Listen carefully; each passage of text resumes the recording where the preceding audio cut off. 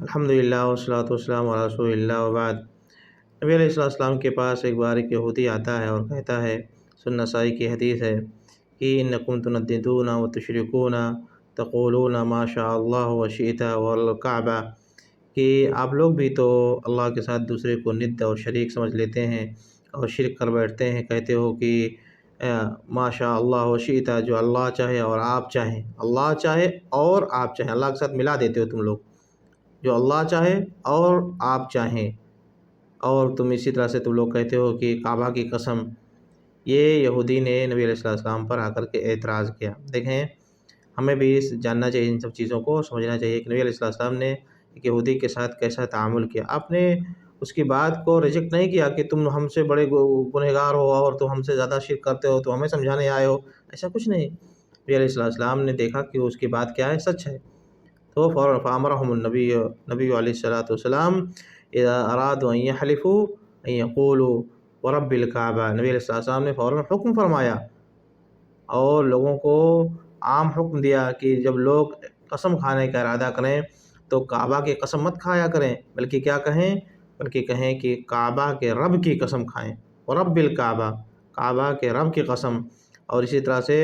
جب یہ کہیں کہ ماشاء اللہ، جو اللہ چاہے اور آپ چاہیں، ایسا نہ کہیں، بلکہ کہیں کہ جو اللہ چاہیں پھر جو آپ چاہیں، اللہ کے ساتھ ملاؤ نہیں، اور مت لگاؤ، اللہ کے ساتھ ملاؤ نہیں، بلکہ دین لگاؤ، آفٹر دیٹ لگاؤ کہ اللہ، اس کے بعد جو آپ چاہیں، اللہ چاہیں پھر جو آپ چاہیں، اللہ جو چاہیں پھر اللہ کے بعد جو آپ چاہیں، اس طرح سے بولا کرو، اس طرح سے مت بولو کہ جو اللہ چاہے اور آپ چاہو اور لگا کر کے بولتے ہیں، تو یہ گویا ہو گیا کہ ہم نے اللہ کے ساتھ ملا دیا، اور یہ کیا ہے، غلط ہے، یہ سنن نسائی کی حدیث ہے۔ دوسری سنن ابی داؤد اور مسند احمد وغیرہ کی حدیث ہے، جس میں نبی علیہ السلام فرماتے ہیں کہ لا تقولوا ما شاء اللہ وشاء فلان، یہ مت کہو کہ جو اللہ چاہے اور فلاں چاہے، اللہ کے ساتھ یعنی کسی کو ملانا نہیں ہے۔ اگر کہنا چاہتے ہو تو اس طرح سے، نبی علیہ السلام نے فرمایا آگے کہ وَلَكِنْ قُولُوا مَا شَاءَ اللَّهُ ثُمَّ شَاءَ فُلَانٌ، جو اللہ چاہے پھر اللہ کے بعد یعنی پھر جو فلاں چاہے، اس طرح سے۔ اگر کسی اور کو ساتھ اس نے کچھ آپ کی ہیلپ کی ہے، کسی اور کی مدد کی ہے، کچھ اور بات کسی کی اس میں مدد شامل نہیں ہے، تو اللہ کے بعد اس کا نام ذکر کرنا چاہتے ہو تو اللہ کے ساتھ مت ملاؤ، بلکہ پھر کا استعمال کرو، دین کا استعمال کرو، آفٹر دیٹ کا استعمال کرو، کہ پھر اس کے بعد، اللہ کے بعد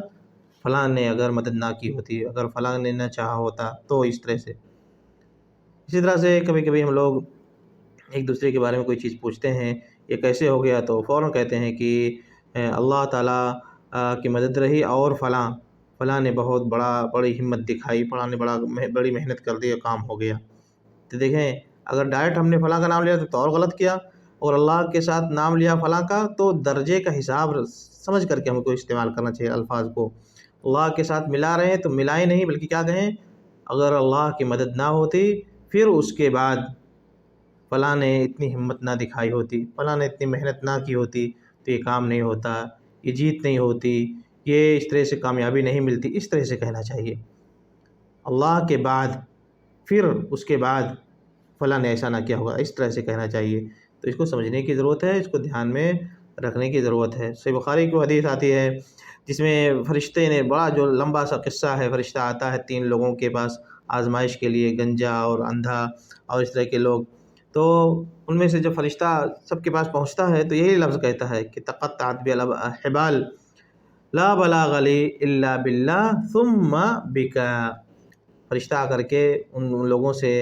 اپنا ماجرا بیان کرتا ہے آدمی کی شکل میں، اور کہتا ہے کہ دیکھو بھائی،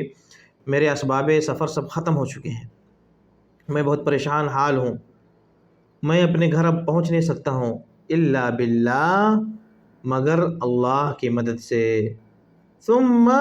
دیکھیں واو نہیں استعمال ہو رہا وہاں پہ، یہ نہیں کہا کہ اللہ کی مدد سے اور تمہاری مدد سے، ایسا نہیں کہا فرشتے نے۔ صحیح بخاری میں امام بخاری اس پر باب بھی باندھا ہے کہ کس طرح سے آدمی کو اس طرح کے الفاظ استعمال کرنا چاہیے۔ تو فرشتہ کہہ رہا ہے کہ میں اپنے گھر پہنچ نہیں سکتا، لا بلاغ لی الا باللہ، مگر اللہ کی مدد سے، ثم بک، پھر اللہ کے بعد تمہاری مدد سے۔ تو تم سے میں ہیلپ چاہ رہا ہوں، مدد چاہ رہا ہوں، تم میری مدد کرو، لیکن میں تم کو اللہ کے ساتھ نہیں رکھوں گا، بلکہ کیا، اللہ تعالیٰ کی مدد، پھر اللہ کی مدد کے بعد تمہاری مدد، پھر کا استعمال ہونا چاہیے، دین کا استعمال ہونا چاہیے، آفٹر دیٹ کا استعمال ہونا چاہیے۔ اس طرح سے آدمی کو الفاظ کا استعمال کرنا چاہیے، ورنہ کیا ہو جاتا ہے، آدمی یہ شرکی الفاظ ہوتی ہے، یہ شرک اصغر ہے، یہ شرک اصغر ہے۔ ان سب الفاظ کو خیال سے، دھیان سے استعمال کرنا چاہیے۔ بہت سارے لوگ اس کو صحیح سے استعمال نہیں کر پاتے ہیں، بلکہ اور لگا دیتے ہیں، تو اور لگائیں گے تو اللہ کے ساتھ گویا ہم نے ملا دیا۔ کسی نے آپ سے پوچھا کہ بھائی کیا حال ہے، تو کہتے ہیں کہ بھائی اللہ کا کرم ہے اور آپ لوگوں کی دعائیں ہیں۔ تو دیکھیں یہاں ابھی استعمال اچھا نہیں ہوا، اور لگا دیا، اللہ کا کرم ہے اور آپ لوگ، بھائی ایسا اور نہ کہیں، بلکہ کیا کہیں، اللہ کا کرم ہے، اس کا فضل ہے، اس کی مدد ہے، اس کے احسانات ہیں، اور پھر آپ آگے کہنا چاہتے ہیں، پھر اللہ کی مدد کے بعد آپ لوگوں کی دعائیں، آپ لوگوں کا تعاون، آپ لوگوں کی ہیلپ، اس کے بعد کا استعمال کریں، پھر کا استعمال کریں، اور نہ لگائیں، ورنہ یہ کیا ہے، یہ آدمی چھوٹے شرک میں پڑ سکتا ہے اور وہ پتہ بھی نہیں پائے گا۔ ٹھیک ہے، تو اس کو ہمیں سمجھنا چاہیے۔ اور اسی طرح سے بہت ایسا ہوتا ہے کہ بھائی یہ کامیابی کیسے ملی، یہ جیت کیسے ملی، یہ چیز کیسے ہوئی، تو فوراً ہم لوگ یا تو اس سبب کو ذکر کر دیتے ہیں، اللہ کا ذکر ہی نہیں کرتے ہیں، یہ غلط ہو جاتا ہے۔ کیا اللہ کا ذکر کیا اور فوراً ساتھ ساتھ کسی اور کو بھی ملا دیا، تو ان سب چیزوں کو ہمیں دھیان میں رکھنا چاہیے۔ اللہ کے ساتھ کسی کو نہیں ملا سکتے ہیں، رب العالمین کا ذکر کریں، رب العالمین کے بعد کسی کا ذکر کرنا چاہتے ہیں تو لفظ کو دھیان سے استعمال کریں کہ اللہ کے بعد فلاں نے ہیلپ کی، اللہ کے بعد فلاں نے ہمارے ساتھ تعاون کیا، اللہ کے بعد پھر ہم رب العالمین کی شکر ادا کرتے ہیں کہ فلاں ہمارے ساتھ آ گیا اور ہمارا یہ کام بن گیا۔ تو اس طرح سے استعمال کرنے کی کوشش کرنی چاہیے۔ اللہ رب العالمین ہمیں اپنے سیدھے دین کے سیدھے راستے کی ہدایت عطا فرمائے، آمین۔ وصلی اللہ وسلم علی نبینا محمد۔